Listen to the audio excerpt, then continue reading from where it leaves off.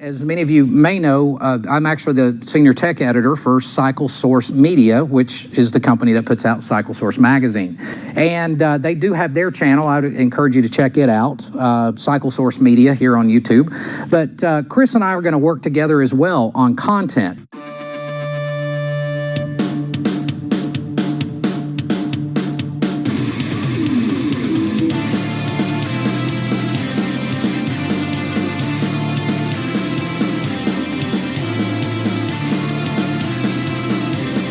My name's Dave Lowry. I'm from Browndale, Pennsylvania. We have a 1948 Flathead. We had it's just a mixed batch of parts that we had laying around after my grandfather passed away. He had a garage full of parts. Ended up being my parents' garage full of parts. Ended up being my garage full of parts. And this past November, we got a bug up my backside to do something with them. So me, my daughter, my dad, we started tinkering around, putting things together, and this is what we ended up with. We got a 1948 motor and tranny, 1948 frame, 1931 I-beam front end, 1931 handlebars, fenders in 1940s, saddlebags, $20 eBay specials. They are just self-tappers to the fender. Everything works great outside the wiring. We're still working on that, work in progress. And then the exhaust. One night we were sitting there working on the bike, and we're just finishing it up. We really didn't have an exhaust, so we had some old fishtail tailpipes laying around and that. And my daughter wanted to learn to weld, so the one night I took out the old sputter box. The old sputter box was sitting there and stuff. I had some wire coat hangers, and we welded that tailpipe onto the head pipe. And there it is. It works well. No exhaust leaks. It sounds like a sewing machine, just like a Flathead's supposed to. Oh, my garage at home is way too small.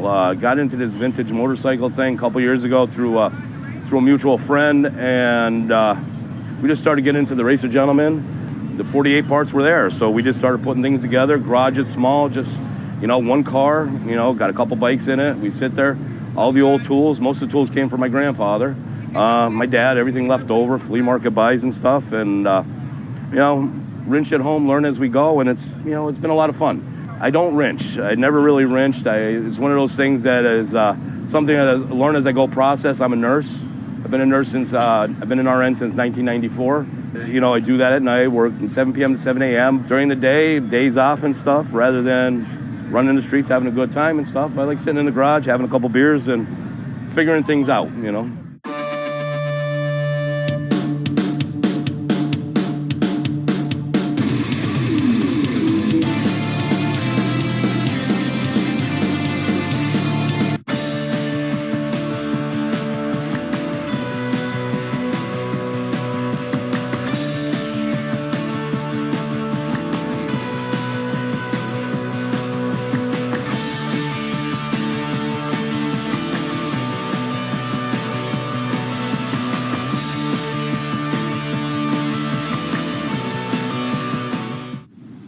Ladies and gentlemen, this is a 1912 Flying Merkel.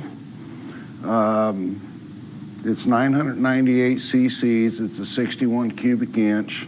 It's 11 horsepower. We just looked at a 1912 Indian earlier today that was only 7 horsepower. How Joseph Merkel did this is instead of the cams and the crankshaft running in a brass or a bronze bushing, he actually put German roller bearings in the motor, so there was far less friction. He created more horsepower. This motorcycle in its day would do 92 miles an hour with a coaster bicycle brake on the back, which is why there's not many of them left.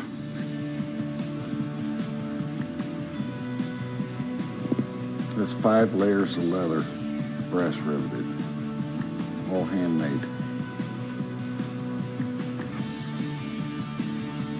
Rear suspension, and you see the rear end pivots right here. This is where you oil it.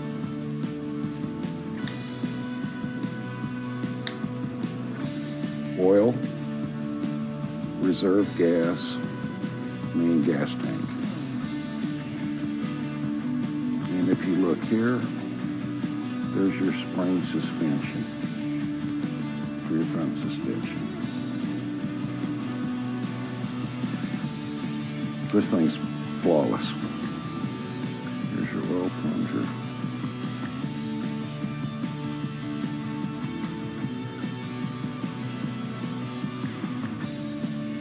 That's what they made at the time. They're called a block chain. The people commonly call them a skip tooth chain.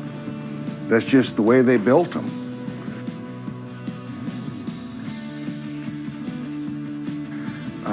This is considered one of the finest restorations of an all-real born at the factory Flying Merkel.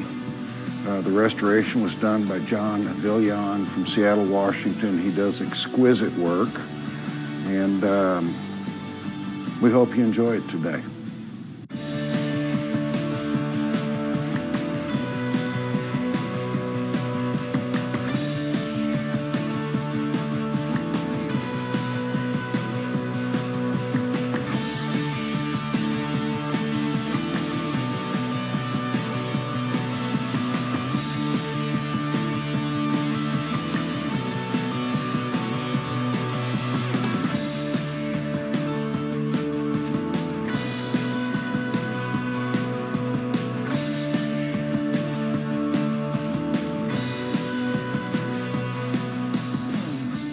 And today we'd like to talk to you about one of the early Harleys that people really enjoy getting out on the road and riding. This is Valentine. My wife Joan bought me this bike, I don't know, 30 years ago for Valentine's Day. It's a 1912 Harley. This motorcycle was restored by Bud Eakins in like 1977. Von Dutch painted it and striped it. Back in the 70s, a lot of the really active motorcyclists in Southern California got interested in these old bikes again, and they would meet several times a year in a shopping center and just ride everybody's old bikes. The man I bought this motorcycle from gave me a list. It's like a who's who of motorcycledom, okay? Bud Eakins, Steve McQueen, Otis Chandler, Don Whalen, David Hansen, who owns the shop in Ventura, California. Aaron Sills, who has many, many world records at Bonneville, racing motorcycles. Jody Perowitz. Jody's ridden in the last couple Cannonballs. She holds records at Bonneville Salt Flats. Jody just rode this bike a month ago. It's leather belt drive. Tighten the pulley. It's also the first year that they had a rear hub clutch, so it wasn't direct drive. You could actually disengage the clutch. Here's your advance and retard on your magneto. Obviously the throttle's on the right-hand side. Okay, it's 30.5 cubic inches, 5 horsepower. You study them, they're called 5.35, so 5 horsepower, 35 cubic inches. Schebler carburetor. Really easy motorcycle to start, very easy motorcycle to run.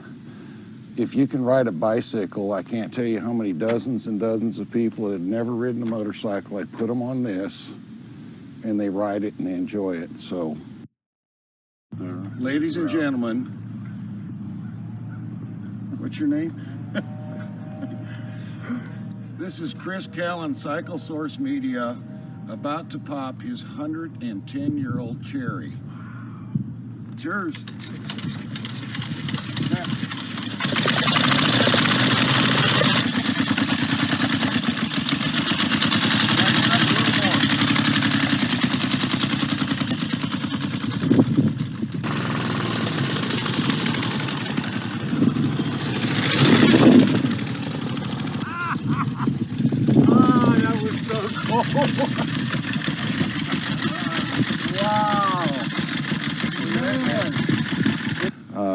I'll keep this bike till I die because I can take people and introduce them to the very beginning of motorcycling and put a big smile on their face. So.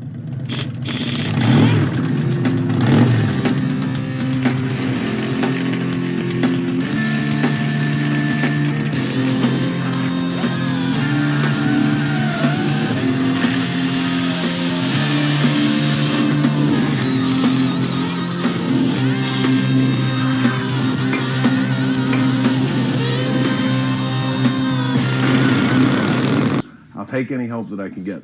So last night before we quit for tonight, we got all this stuff cleaned up, got everything away from the area where we're going to cut and then fit to weld. I made a little cheater fixture here.